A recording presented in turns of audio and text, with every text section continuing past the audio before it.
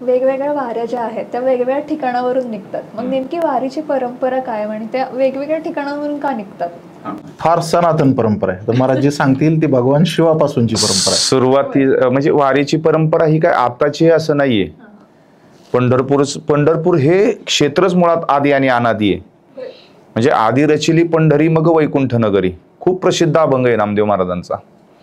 जेव्हा नव्हते चराचर तेव्हा होते पंढरपूर, जेव्हा नव्हती गोदा गंगा तेव्हा होती चंद्रभागा.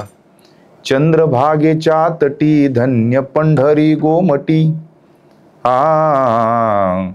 आधी रचिली पंढरी मग वैकुंठ नगरी. असे सुदर्शनावरी म्हणून अविनाश पंढरी, नामा म्हणे बा श्रीहरी तेम्या देखिली पंढरी. नामदेव महाराज म्हणतात जगात पहिलं काय होतं, भगवंताचं वैकुंठ नावाचं घर नव्हतं तेव्हा पंढरपूर होतं. म्हणजे याचा अर्थ असा आहे, पुराण आपले असं सांगतात की ज्या ठिकाणी संत आणि देव येणार आहे त्या ठिकाणाचं नियोजन हजारो वर्षपूर्वी अगोदर परमात्म्याने केलेलं असतं. आता पंढरीला देव येणार आहेत म्हणून त्या ठिकाणाचं नियोजन अगोदर आदी आणि अनादी कालापासून 28 युगापासून परमात्मा आपण आरतीमध्ये म्हणतो तिथं उभा आहे. मग ह्या परमात्म्याची वारी कोणी पहिली केली? एकदा म्हणजे याचं महात्म्य पद्मपुराणामध्ये पण आलेलं आहे आणि स्कंद पुराणामध्ये पण आलेलं आहे. काही मंडळी विज्ञानवादी आहेत, आज पुरावा विचारतील आपल्याला की बाबा तुम्ही कुठून सांगताय, कसं सांगताय, याला आम्हाला काय अजून खोल जाऊन पाहायला मिळेल का? तर पद्मपुराणाचा मागोवा घ्या, स्कंद पुराणाचा मागोवा घ्या, त्याच्यामध्ये पांडुरंग महात्म्य, पंढरी महात्म्य आलेलं आहे. आणि मुख्य प्रथम जी पहिली वारी जी पंढरपूरची जर कुणी केली ती भगवान शंकरांनी केली. एका जनार्दनी वैष्णव आणि शिरोमणी महादेव असं सांगितलंय नाथ महाराजांनी. म्हणजे पहिले वैष्णव कोण, वारकरी संप्रदायाचे पहिले वारकरी कोण, हा प्रश्न जर आजच्या तरुणांना पडला तर तरुणांना त्याचं उत्तर शांतीब्रह्म एकनाथ महाराजांनी अभंगातून दिलेले आहे की भगवान शंकर हे वारकरी आहेत. पण त्यांनी एकट्याने वारी नाही केली. वारी ही कुटुंबासहित करायची असते, सामुदायिक वारी. कारण मी वारी केली तर वारीचं पुण्य मला आहे, माझ्याबरोबर माझ्या घरच्यांनी वारी केली तर त्यांनाही ते पुण्य प्राप्त होणार आहे. वारी ही सामुदायिक विशेषत्वानं महत्व दिले. मग सामुदायिक कोण? मग भगवान शिवांच्या बरोबर पार्वती माता आईसाहेबांनी वारी केली, कार्तिक स्वामींनी वारी केली, गणपती बाप्पांनी वारी केली. हे सगळे एकत्र परिवार वारी करणार आहे. पंढरपूरमध्ये अशी काही ठिकाणं आहेत, चिन्ह आहेत पंढरपूरमध्ये गेल्यानंतर वारीला आलेले. गणपती बाप्पा आजही महाद्वारामध्ये आहेत. महाद्वारातून आतमध्ये प्रवेश केला तर डाव्या बाजूला गणपती बाप्पा आहेत.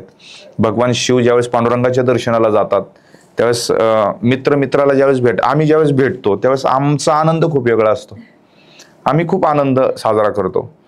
तसं भगवान शिव भेटायला जात आहेत पांडुरंगाला त्यावेळेस पांडुरंगाला झालेला आनंद.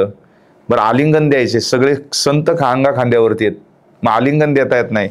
महिमा वर्णिता महेशू तेने मस्तकी वंदिला असं म्हणतात. रूप पाहता डोळूसू सुंदर वेशे गोपवेशू, महिमा वर्णिता महेशू तेने मस्तकी वंदिला. भगवान शंकराला असं मस्तकावरती धारण केलंय. आजही पंढरपूरला कुणी गेलं तर आपल्याला पांडुरंगाच्या मस्तकाला हात लावण्याचा जर संधी कधी मिळाली, दिलीच समजा तिथं पुजाऱ्यांनी संधी, तर भगवान शंकराचं लिंग आहे वरती, म्हणजे पिंड आहे वरती पांडुरंगाच्या मस्तकावरती.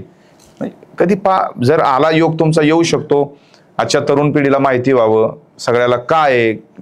आजही आपल्या गावात जरी आपण गेलो पांडुरंगाच्या मंदिरात, जी मूर्ती शास्त्रकारांनी बनवलेली आहे, चिन्हांचा विषय येणारे महाराज बोलणारच आहेत त्याच्यावरती, पण तरी देखील त्याच्यातलं एक चिन्ह आज म्हणजे असं मला वाटते सांगावं की भगवान शिवाचं प्रतीक आहे, म्हणजे लिंग आहे.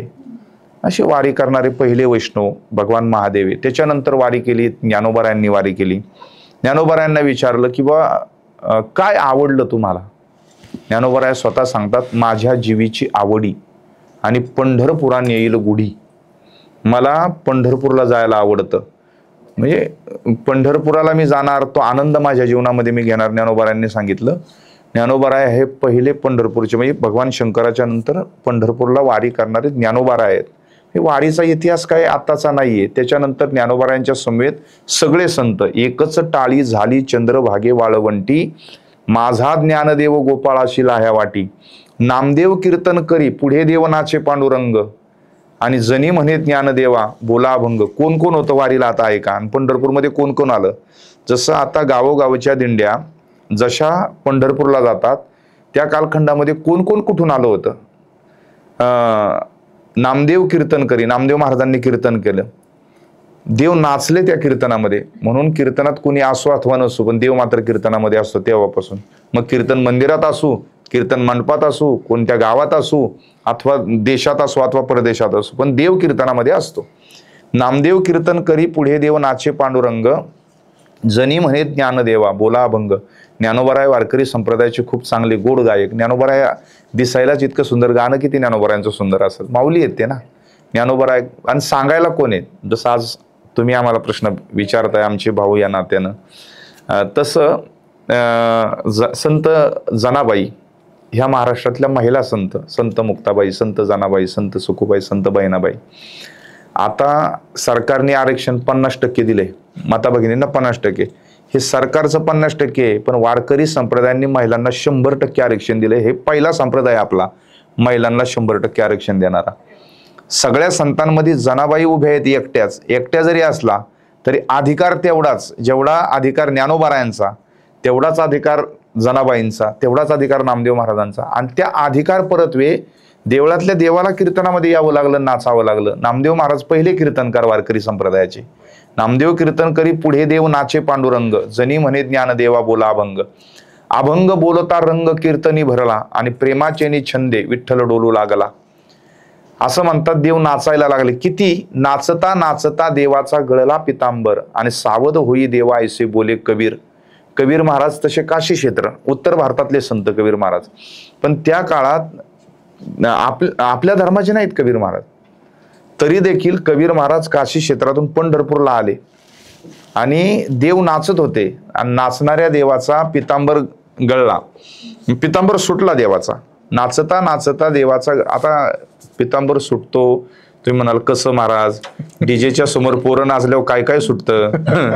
आपण म्हणजे साधी गोष्ट आहे ना महाराज. जो मोले मदिरा खाये तो मदिरा ना दे नाचे गाये, ज्याने विकत घेऊन पिली, नाथ भागवतातली ओवी आहे ही, ज्याने विकत घेऊन पिली तो भानावरती नसतो, आणि सगळ्या रसांचा बाप ज्याने प्याला तो कधी भानावरती येईल. तसंच आहे ना ते. म्हणून सावध होई देवा ऐसे बोले कबीर. कबीर महाराजांनी पाहिलं देवा पितांबर सुटला आणि तुमचा सावध व्हा आता तरी. मग साधू या संतांनी देवाला धरला मनगटी. देवाला तेव्हापासून संतांनी असं मनगटाला धरलं. आणि काय झाले म्हणून दचकला जगजेठी. काय झालं हे देवाला म्हणजे संतांनी धरल्यानंतर कळालं. म्हणून कीर्तन महिमा श्रेष्ठ आहे. सगळे कोण कोण कीर्तनाला होते, कोण कोण पंढरपूरमध्ये होते, हे वाळवंटातलं कीर्तन सांगितलं. हे सगळे संत वारीला येत होते. म्हणून ज्ञानोबारायांनी वारी केली, नामदेव महाराजांनी वारी केली. त्याच्यानंतर संत शांतीब्रह्म एकनाथ महाराजांनी, माझ्या वडिलांचे दैवत कृपाळू हा पंढरीनाथ, नाथ महाराज सुद्धा म्हणतात, नाथ महाराजांनी पंढरपूरची वारी केली. आणि त्याच्यानंतर वारी करणाऱ्या संतांच्या परंपरेमध्ये जगद्गुरु तुकाराम महाराजांनी वारी केली. कारण त्यांच्या 8च्या 8 पिढ्या वारी करणाऱ्या होत्या, अगदी विश्वंभर बाबांपासून. असं म्हणतात विश्वंभर बाबा हे तुकाराम महाराजांचे मूळ पूर्वज. जावळीचं खोरं वाईच्या प्रांतामध्ये, त्या जावळीच्या खोऱ्यातले ते मोरे, त्यांचे पूर्वज इकडं आले देहूला. मोरे घरानं तसं शूरांचं वीरांचं हे प्रतीक दर्शवणार. आणि विश्वंभर बाबांच्या आईनं सांगितलं, बाळा आपल्या परंपरेमध्ये एक शूरत्व सुद्धा आहे. वारकरी आणि धारकऱ्याची परंपरा आहे आपली. आई सांगते तू वारी कर.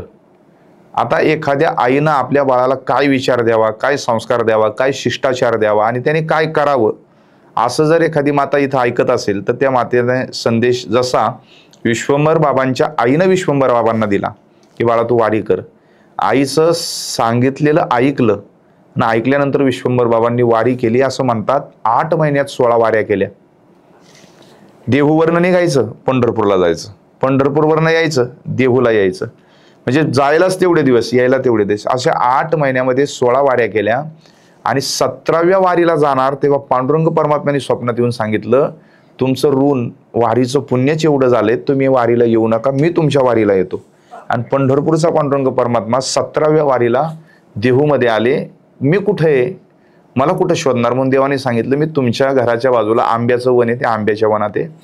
देवाला आंब्याच्या वनात शोधला आणि आंब्याच्या वनात देहूकरांना पांडुरंग परमात्मा सापडला विश्वंभर बाबांना. म्हणून तुकाराम महाराजांचं जे पहिलं आडनाव मोरे ते आंबिले आडनाव पडलं, आंब्याच्या वनात सापडला म्हणून परमात्मा तिथे सापडला. हे महिपती बाबांनी ग्रंथामध्ये तुकोबारायांच्या चरित्रात लिहिलेले. तुकाराम महाराजांचं 17 अध्यायाचं चरित्र आहे, महिपती बाबा कृत.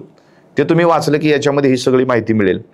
आणि मग विश्वंभर बाबांना 2 मुलं झाली, हरी आणि मुकुंद. हरी आणि मुकुंदांच्या नंतर ते परचक्र आलं, त्याच्यामध्ये गेली. त्याच्यातली मुकुंदाची बायको सती गेली. हरीची बायको बाळंतपणाला होती.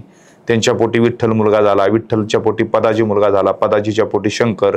शंकरच्या पोटी बोल्लोबा. बोल्लोबाच्या पोटी तुकाराम महाराज. हे सगळ्या वारी करणाऱ्या. आता तुकाराम महाराजांची वारी कशी होती?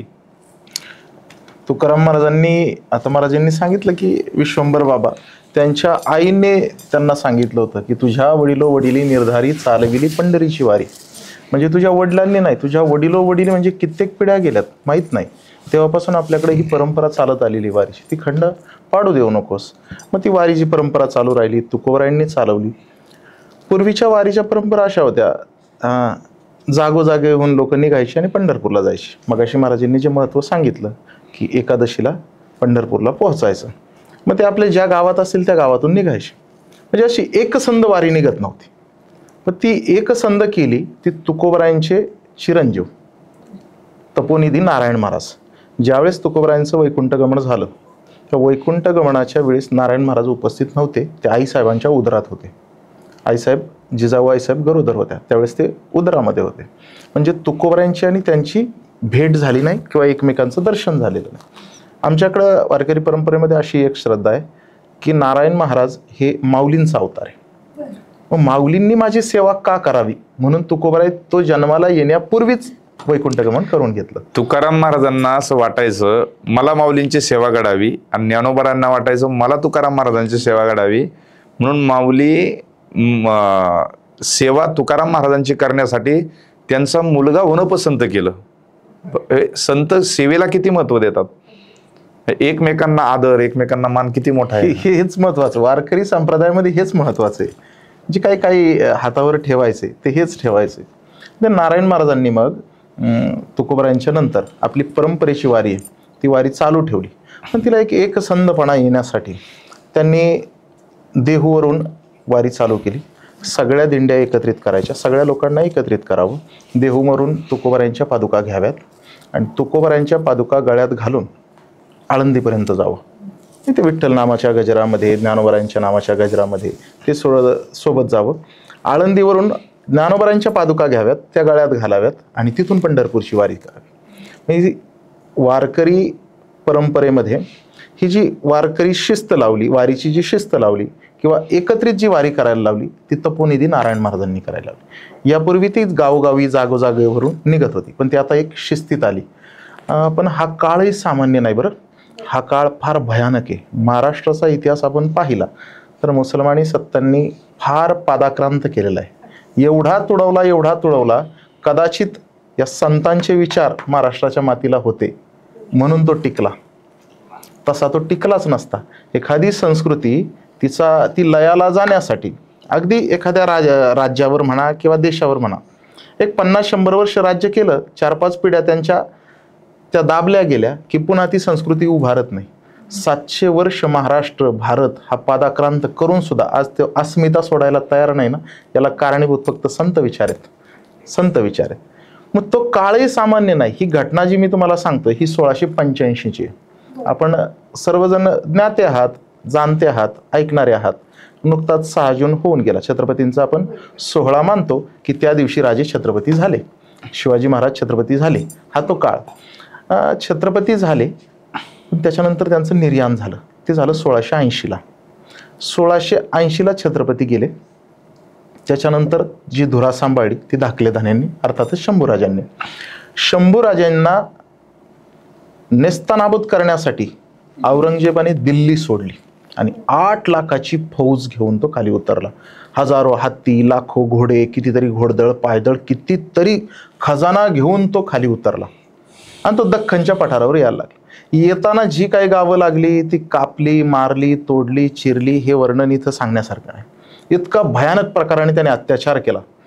हा काळ सामान्य नाही. त्याच्यानंतर 5 वर्षांनी म्हणजे 1685ला तपोनिधी नारायण महाराज हे एवढं मोठं धाडस करतायत की सगळ्या दिंड्या एकत्रित करणं. म्हणजे ज्या काळामध्ये भजन इथं तर पगडी, आपल्याकडे म्हण पडली पा, सर सलामत तो पगडी 50 अशी म्हण पडली होती. काही म्हणी आहेत त्याच्यामुळे जन्माला आलेले आहेत की इथं अरे काय धर्म टिकवायचा आणि काय जगायचं, इथं खायला प्यायला अन्न हे टिकवू द्या, पुढे बघू काय असेल ते धर्म संस्कृती परंपरा, पहिलं हे टिकू द्या. याही काळात, कारण रक्त ते महाराजजी बोलले मगाशी की ते वीरांचं शूरांचं रक्त आहे. तुकोबरायांच्या अंगामध्ये जशी भक्ती परंपरा तशी वीर परंपरा शूर परंपरा सुद्धा होती ना. जावळीचे मोरे होते यापूर्वीचे ते, त्यामुळे तलवारीशीही तेवढंच ताकदीचं नातं होतं, म्हणजे शस्त्रही ज्ञाते होते आणि शास्त्राचेही ज्ञाते होते. पण ते नारायण महाराजांनी खूप मोठं धाडस केलं. 1685ला हे सगळे एकत्रित आणले आणि औरंगजेब महाराष्ट्रात असताना सुद्धा ही वारी पंढरपूरपर्यंत घेऊन गेले आणि ती पहिल्यापेक्षा अजून ताकदीने जोमाने घेऊन गेले. ही मोठी क्रांती आहे त्यांची. अजून एक गोष्ट ऐकण्यात आली त्या संबंधानं, तुम्ही बोलले त्या संबंधानं, वारीला अडथळे निर्माण झाले त्या कालखंडात. 1685, 86, 87, 89ला संभाजीराजे गेले. तर त्या कालखंडामध्ये ज्या आक्रमण करणाऱ्या 5-5 पातशाह्या होत्या, नारायण महाराजांनी सगळे एकत्र करून पंढरपूरला जात होते. पण अडथळे असे होते की पंढरपूरला जाणाऱ्या वारकऱ्यांना त्रास या लोकांनी दिला वारकऱ्यांना. तर त्यावेळेस महाराष्ट्राचे छत्रपती संभाजी महाराज आहेत असं राज्याभिषेक सोहळ्याचं वर्णन महाराजांनी केलं. मी दोनही मुद्दे सांगतो तुम्हाला, मध्ये त्यांचा वेळ घेतला मी. वारीला अडथळे निर्माण व्हायला लागले, वारकऱ्याला वारीला जाता येईना पंढरपूरला. मग सरकारकडे तक्रार केली पाहिजे ना. तर नारायण महाराजांनी पत्र लिहिलं सरकारला, म्हणजे संभाजीराजांना, आणि ते नारायण महाराज पत्र घेऊन कोकणामध्ये गेले आणि संभाजीराजांना पत्र दिलं की आम्हाला वारीला जाण्यासाठी अडथळा निर्माण होतोय, तुम्ही आम्हाला सरकारी संरक्षण द्यावं. पंढरपूरच्या वारीला पहिलं सरकारी संरक्षण देणारे धर्मवीर शंभूराजे आहेत. शंभूराजांनी वारीला संरक्षण दिलं. आणि अजून बारकाईचा इतिहास आपण जर म्हणाल किंवा विचाराल आम्हाला पुढे जाऊन की पांडुरंगाची पूजा वारकरी जातात पण वारकऱ्याच्या हातनं होत नाही, तर आषाढी एकादशीला मुख्यमंत्री येऊन पूजा करतात, बरोबर? मग का करतात? 6 जून 1674ला छत्रपती शिवाजी महाराज राज्याभिषेक सोहळा झाला आणि महाराष्ट्राचे छत्रपती झाले. गागा भट्टांनी वगैरे सगळ्या हे इंग्रजांचे 2 वकीलही इथं आले होते. हा सगळा इतिहास आहे मोठा. तर त्या कालखंडामध्ये छत्रपती झाल्यानंतर शिवाजी महाराजांनी पहिली पूजा आणि पहिलं दर्शन कुणाचं घेतलं असेल तर ते पांडुरंगाचं दर्शन घेतलं आणि महाराष्ट्राच्या राजानं पांडुरंगाची पूजा केली. तीच परंपरा महाराष्ट्राचा प्रमुख आजही आपल्या आषाढी एकादशीला मुख्यमंत्र्यांच्या हस्ते पूजा होते. वारकऱ्यांची अशी सद्भावना आहे, जसं राज्य छत्रपती शिवाजी महाराजांनी केलं तेच राज्य करण्याची, तसंच राज्य करण्याची बुद्धी महाराष्ट्राच्या प्रमुखाला मुख्यमंत्र्याला व्हावी म्हणून त्यांच्या हातनं ती पूजा आहे. ही पहिली पूजा झाली आषाढीची. आता नंतर पूजा कार्तिकेला असते, ते उपमुख्यमंत्री करतात. 2 उपमुख्यमंत्री यावेळेस पूजा करतील आपल्याकडं. हे आहे ते आहे. पूजा उपमुख्यमंत्र्यांच्या हस्ते होणार कार्तिकी एकादशीला. मग महाराष्ट्राचे दुसरे छत्रपती धर्मवीर शंभूराजे, त्यांनी छत्रपती झाल्यानंतर असं सांगितलं जातं, विद्वान मोठी मंडळी सांगतात, त्यांचं आपण ऐकलेलं असतं.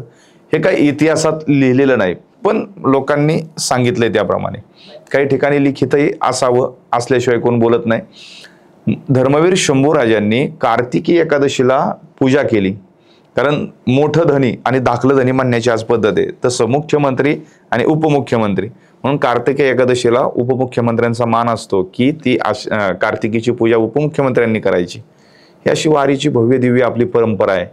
आणि वारकरी शिष्टाचार कधीच मोडत नाही, नियमात बदल करत नाही. ते म्हणतात ना, नियमा न टळे निर्धारी. नियमाला वारकरी टळत नाही. जैशी पतिव्रता प्राणेश्वरी विनवी भानुदास अवधारी गा.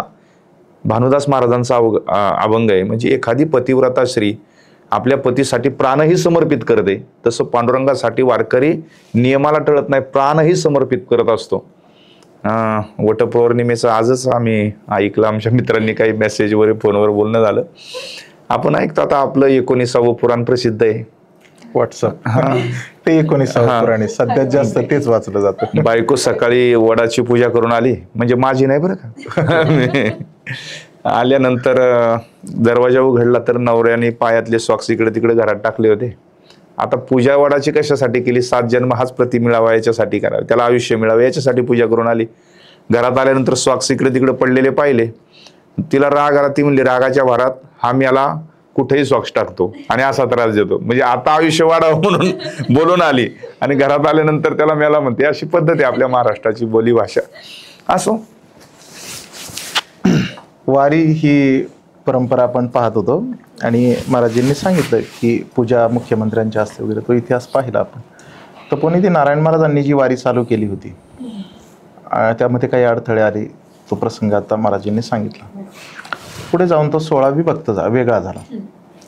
म्हणजे ज्ञानोबराय आणि तुकोबराय या दोघा संतांच्या पादुका एकत्रित घेऊन जाणारे नारायण महाराज. आजही ती शिस्त तशीच आहे बरं. म्हणजे फार कमी लोकांना माहिती आहे की ज्ञानोबराय वेगळे झालेत आणि तुकोबराय वेगळे झालेत, म्हणजे दोघा संतांच्या पादुका वेगळ्या झाल्यात. पण ज्याला कोणाला तुकोबरायांच्या वाऱ्या बाजूने वारी करता येते त्याला दोन्ही वाऱ्या एकत्रित घडतात. तुम्ही म्हणाल असं कसं? तर ज्या वेळेस आपण पालखीचं दर्शन घ्यायला जातो, तुकोबरायांच्या पालखीचं दर्शन घेतलं, वरती चांदीच्या पादुका दिसतात. त्या वरती ज्या चांदीच्या पादुका आहेत ना, त्याच्या खाली अजून एक तांब्याच्या पादुका, त्या माऊलींच्या पादुका आहेत. म्हणजे तुकोबरायांची वारी ही फक्त तुकोबरायांची नाही, ती तुकोबरायांची माऊलींची एकत्रित वारी आहे. कधी जर योग आलाच तुम्हाला तर वरती हात लावताना नकळत, आता फार कमी वेळ असतो, अगदी मायक्रो सेकंदातलं गणित आहे ते इतकं, मग तुम्ही असं करू शकता, एक हात वरती पटकन आणि दुसरा हात लगेच खाली, किंवा मग पुन्हा दर्शन घ्या. एकदा वरती झालंय ना तुकोबरायांचं, पुन्हा हात घाला खाली, तुम्हाला खाली दुसऱ्या पादुका लागतील, त्या माऊलींच्या पादुका आहेत. म्हणजे जे नारायण महाराजांनी एकत्रित दोन्ही पादुका घेऊन चालले तेच परंपरा अजूनही. तुकोबरायांकडं दोन्ही आरत्या होतात. म्हणजे पहिली आरती माऊलींची होते आणि मग तुकोबरायांची आरती होते. ह्या दोन्ही आरत्या होतात. आता माऊलींकडेही दोन्ही आरत्या होतात. मधल्या काळात काही एकच आरती होत होती, पुन्हा ती चालू झालेली. पण ह्या दोन्ही पालख्या एकत्रित नेल्या होत्या याचं प्रतीक म्हणून अजूनही दोन्ही पादुका एकाच पालखीमध्ये घालून नेण्याची पद्धत आहे. हा सोहळा बरेच वर्ष चालला, शिस्त जागली, शिस्तीमध्ये तो झाला, मध्ये बराच बदल. मग सोहळ्याचा समुदाय वाढावा लागला, खूप खूप खूप मोठ्या प्रमाणात ते वाढू लागला. मग एकत्रित जायला त्रास व्हायला लागला. मग तो 1832च्या काळामध्ये तो थोडासा वेगळा केला गेला. मग तुकोबराय एका ठिकाणाहून चालू लागले आणि ज्ञानोबराय पुण्यापर्यंत त्या पालख्या एकत्रित असतात. पुण्याच्या नंतर त्या पुढे गेल्या की दुभागतात, वेगळ्या होतात.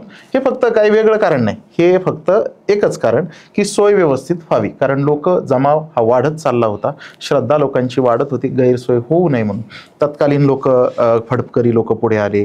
तत्कालीन जे पूर्वासुरी काही वजनदार व्यक्तिमत्व होती, जी काही निष्ठावान लोक होती, ते पुढे आले. त्याच्यामध्ये आरफळकरांचं नाव सगळ्यात पहिलं घ्यावंच लागेल. हैबत बाबा आरफळकर महाराजजी त्यांचा इतिहास सांगतीलच की तेव्हापासून 1832 पासून माऊलींचा सोहळा आणि तुकोबरायांचा सोहळा वेगळा चालू लागला. 1830, 31, 32चा हा जो कालखंड आहे, त्या कालखंडामध्ये हैबत बाबा आरफळकर हे सातारा जिल्ह्यामध्ये आरफळ गाव त्यांचं, हे ग्वाल्हेरला शिंदे सरकारांकडं सरदार होते.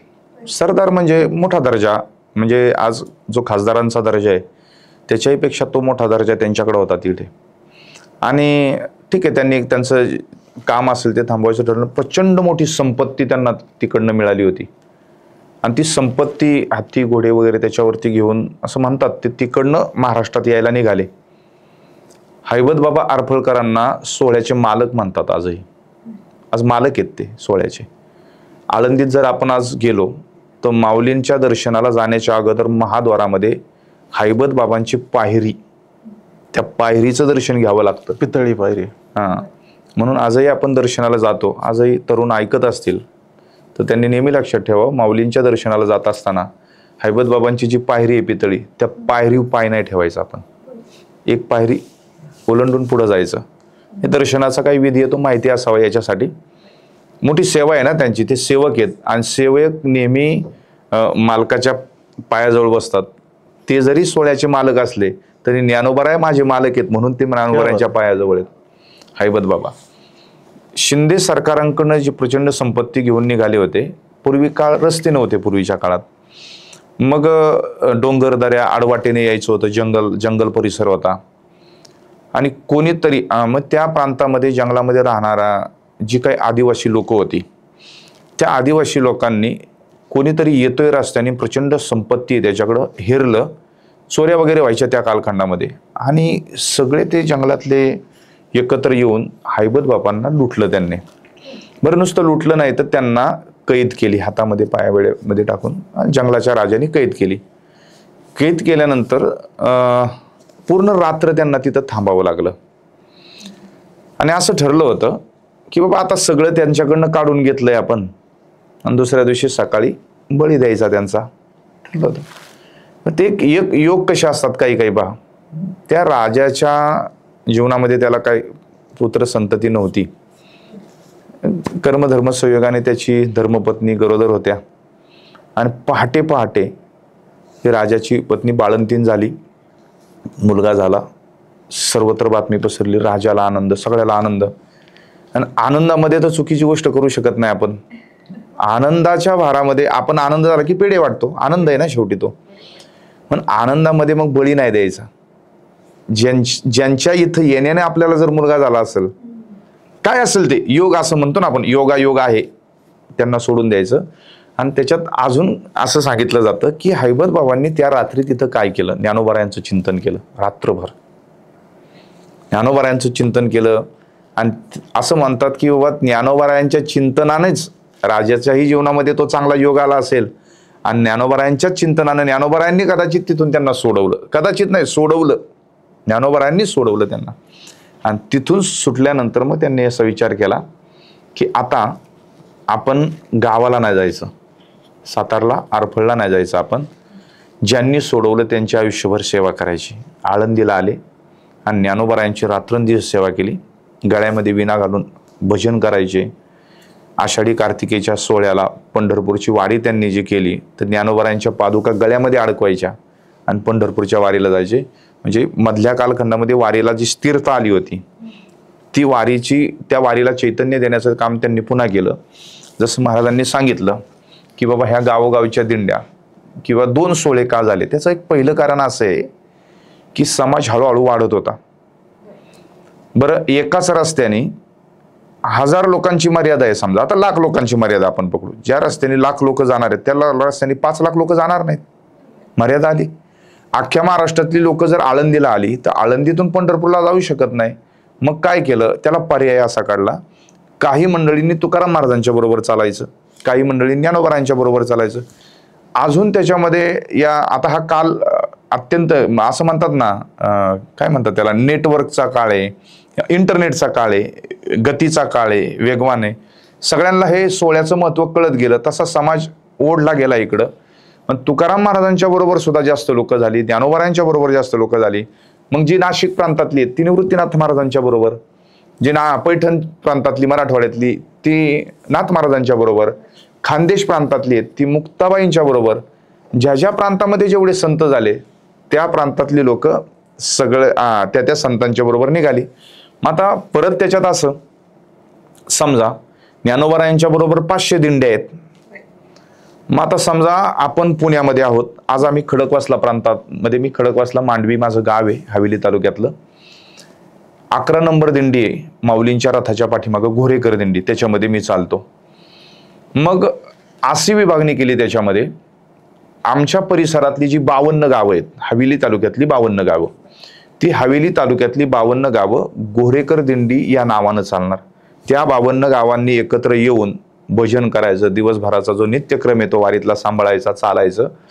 ही झाली एक सगळ्यांची मिळून आलेली एक दिंडी. उदाहरणार्थ मुळशी तालुका, मग मुळशी तालुक्यामध्ये समजा 50 गावं आहेत, त्या 50 गावांनी काय करायचं, मुळशी तालुका दिंडी क्रमांक मला वाटतं 96 दिंडी. मग त्या दिंडीमध्ये सगळी लोक सहभागी झाली, लोक पुण्यातलीच सगळी, पण त्यांचे विभाग कसे पडले, तुम्ही तुमच्या गावाकडची माणसं एका दिंडीत, तुम्ही तुमच्या गावात. आता महाराज हिंजवडीच्या गावाच्या दिंडीमध्ये चालतात, सांगबल्ले दिंडी म्हणून नावाने आहे, तुकोबारायांच्या पुढे ना 16 नंबर, हा 16 नंबर. मग या लोकांनी कुठे चालायचे, जास्त लोक आहेत गावातली, मग त्यांच्या गावातली 4-5 गावातली एकत्र करून त्या दिंडीमध्ये चालतात. अशा त्या दिंड्या तयार झाल्या. म्हणून सोहळ्याला जसं जसं मोठं रूप येत गेलं तसं सोहळा मोठा होत गेला आणि वेगवेगळ्या गावावरनं, ज्या गावात संत आहेत त्या गावावरनं सगळे वारकरी पंढरीच्या दिशेने निघू लागले. आणि त्याच्यामध्ये हैबत बाबांचं सांगत होतो ना मी, हैबत बाबांनी पंढरपूरच्या वारीला शिस्त दिली. आजही बघा, लष्कराची शिस्त म्हणजे मिलिटरीमध्ये जी शिस्त आहे ती मिलिटरीची शिस्त इतर कुठेही पाहायला मिळणार नाही. का मिळते आपल्या घरात मिलिटरीची शिस्त पाहायला? नाही, कुठेच पाहायला मिळणार नाही. लष्कराची शिस्त जर कुठं पाहायला मिळत असेल तर ती फक्त पंढरपूरच्या वारीत पाहायला मिळते. अशी शिस्त कुठेच नाही. म्हणून लष्कराचे प्रमुख तेही तंबूतच राहतात आणि मिलिटरी सुद्धा तंबूतच राहतं. म्हणून सगळे वारकरी सुद्धा तंबूतच राहतात. ज्ञानोबराय अध्यक्ष आहेत, प्रमुख आहेत ना, मालक आहेत ते, त्यांचा सुद्धा तंबू. ज्ञानोबराय कुठं मंदिरात राहत नाहीत, ज्ञानोबराय कुणाच्या घरात राहत नाहीत, माऊली तंबूतच राहतात. कारण ते लष्कराचे प्रमुख आहेत ना, वारकऱ्याचे प्रमुख आहेत ना ज्ञानोबराय. म्हणून माऊलींचा तंबूमध्ये माऊलींचा ज्या दिंड्या आहेत त्या दिंड्या ठिकाणं ठरलेली आहेत उतरण्याची, त्या ठिकाणावरती ज्या त्या दिंड्या उतरतात, तंबू टाकून राहतात. ही लष्कराची शिस्त वारीला आहे. पहिले घोडे सुद्धा होते वारीमध्ये, पण आपला हत्ती होते. हत्ती आता ठेवत नाही. घोड्याचं आणि हत्तीचं पटत नाही असं म्हणतात. बऱ्याच घोड्यांचं हत्तीचं पटत नाही तसंही. म्हणून हत्ती आणि घोडा फक्त आता घोडे आहेत. शितोळे सरकार अंकली म्हणून गाव आहे बेळगाव मधलं, ते घोडे आता तिकडनं निघालेत. काल परवा आळंदीमध्ये येतील पूजा वगैरे करून निघाले. शितोळे सरकारांचे घोडे, शितोळे सरकारांनी घोडे दिले. मग माऊलींच्या पादुका त्या एका घोड्यावरती असतात, जणू काय त्या घोड्यावरती माऊली बसलेले आहेत आणि माऊली घोड्यावरनं चालले. त्या घोड्यावर स्वार कधी बसत नाही, त्याच्यावर माऊली आरूढ आहेत. अशी 2 घोडे असतात, 2 घोडे असतात, एक स्वाराचा घोडा आणि एक ध्वजाचा, एक माऊलींचा. त्याच्यावर माऊली असतात त्या घोड्या. एक माऊलींचा घोडा आणि एकाचा हातात ध्वज एक पुढा असतो तो चाललेला, स्वाराचा घोडा. माऊली म्हणून दर्शन घेतात.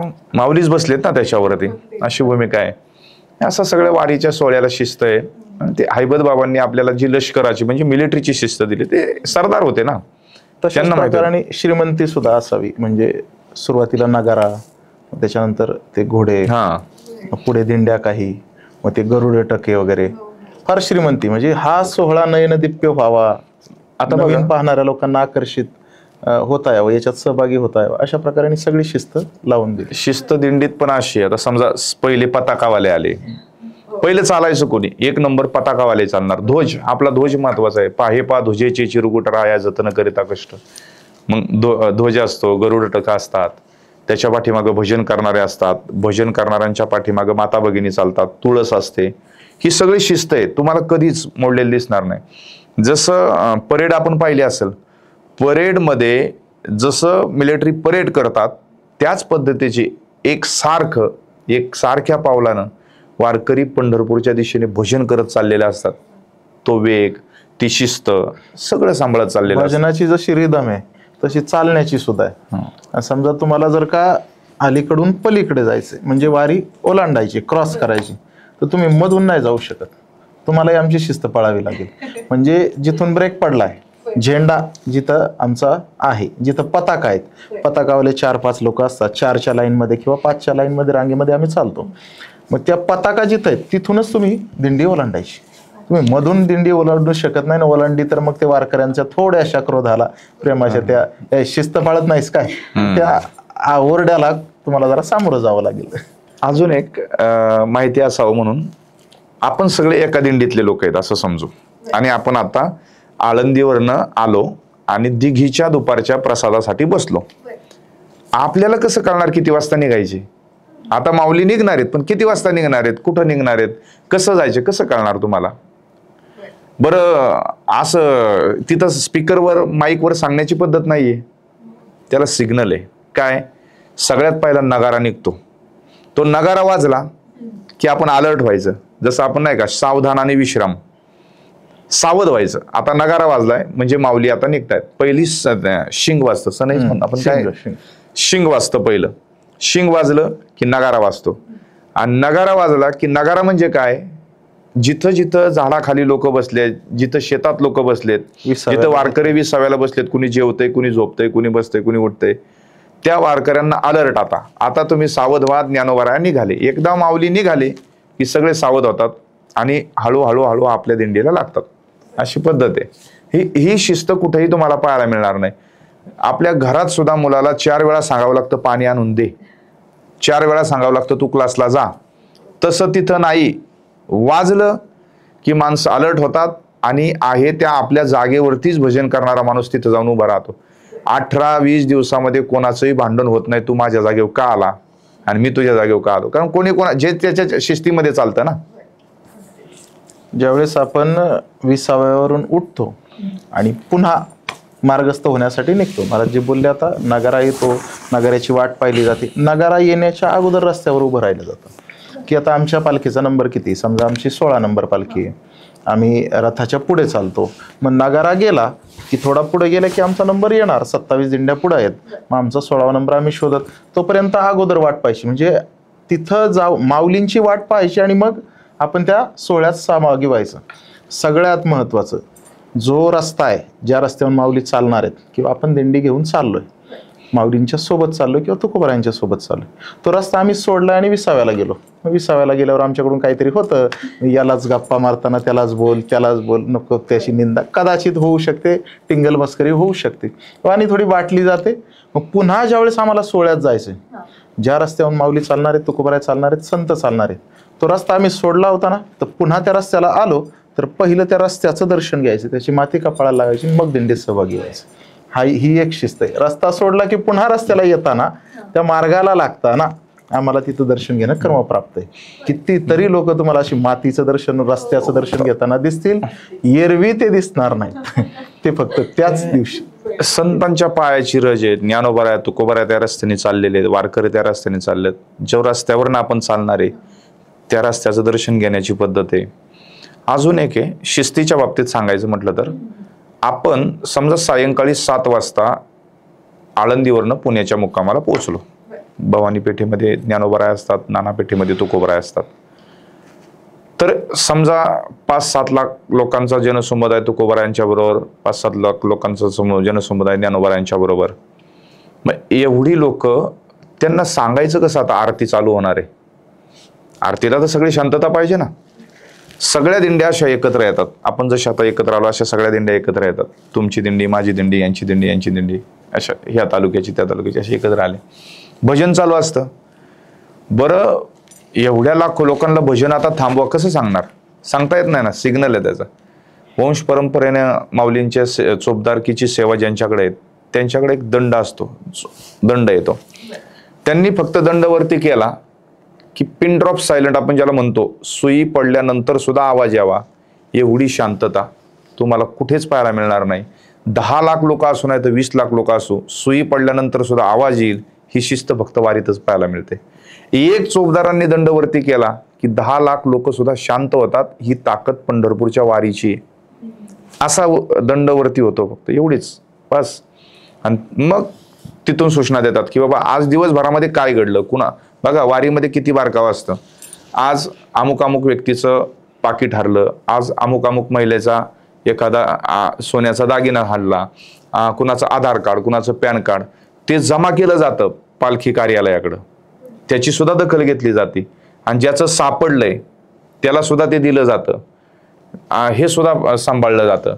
त्याच्यानंतर काही घटना घडली असेल वारीमध्ये कुणाचं, मग अमुक अमुक दिंडीतलं अमुक अमुक व्यक्तिमत्व आज वारीच्या वाटेवरती असं झालं, हे सुद्धा सांगितलं जातं. अशा सगळ्या बाबी वारीच्या वाटेवरती सांभाळल्या जातात.